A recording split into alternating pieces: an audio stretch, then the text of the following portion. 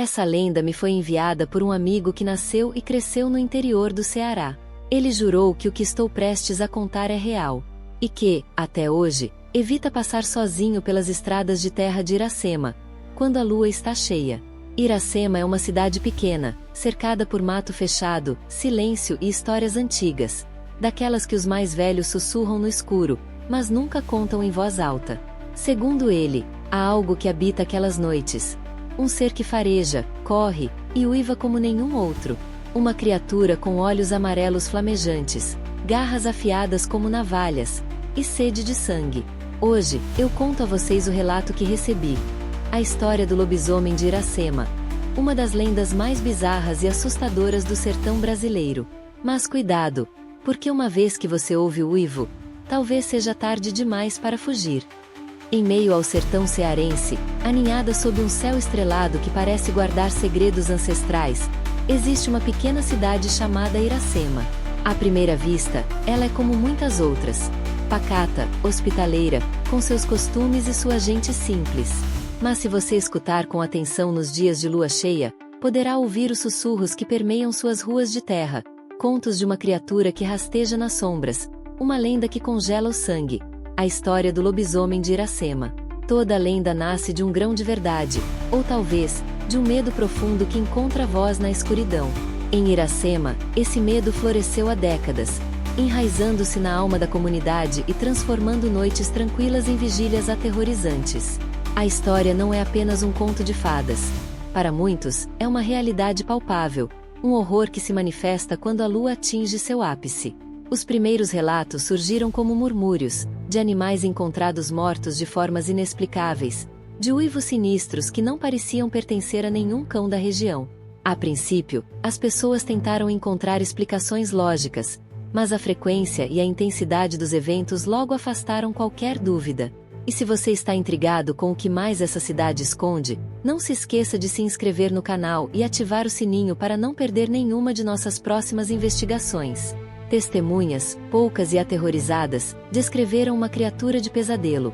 Um ser bípede, com corpo coberto por pelos densos e escuros, olhos que brilhavam com fulgor demoníaco no escuro e garras afiadas capazes de rasgar o que quer que se interpusesse em seu caminho.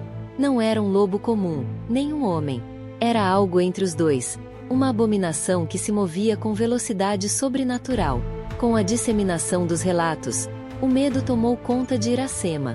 As portas eram trancadas mais cedo, as ruas esvaziavam-se ao cair da noite, e as crianças eram proibidas de brincar lá fora depois que o sol se punha.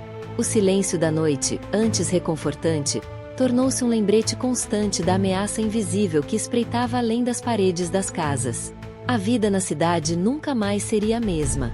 Um dos incidentes mais notórios, e que cimentou a crença na criatura, foi o ataque ao curral da família Almeida. Em uma noite de lua cheia, os gritos desesperados dos animais ecoaram pela madrugada. Ao amanhecer, o cenário era de devastação. Cercas derrubadas, gado ferido e um rastro de destruição que nenhum animal selvagem conhecido poderia ter causado. Os moradores sabiam que não era um jaguar, nem um bando de coiotes. Era o lobisomem. Diante do terror crescente, os homens da cidade, armados com velhas espingardas e lanternas, organizaram patrulhas noturnas. Eles percorriam os arredores da cidade, os olhos fixos na escuridão, procurando qualquer sinal da criatura. Mas o lobisomem, astuto e imprevisível, parecia sempre um passo à frente, surgindo onde menos se esperava e desaparecendo sem deixar rastros claros. Com a impossibilidade de capturar a besta, a paranoia começou a se instalar. Sussurros de desconfiança se espalharam, e os olhos se voltaram para aqueles que agiam de forma estranha, que saíam à noite ou que pareciam isolados. Ninguém estava realmente a salvo da suspeita, e a comunidade, antes unida, começou a se fragmentar sob o peso do medo e da incerteza. Em meio ao desespero, muitos se voltaram para a sabedoria popular e a fé. As benzedeiras, figuras respeitadas na comunidade, eram procuradas para rituais de proteção. Garrafas de sal grosso eram colocadas nas portas, e orações eram recitadas com fervor. A esperança era que a fé e os antigos costumes pudessem afastar o mal que assombrava Iracema.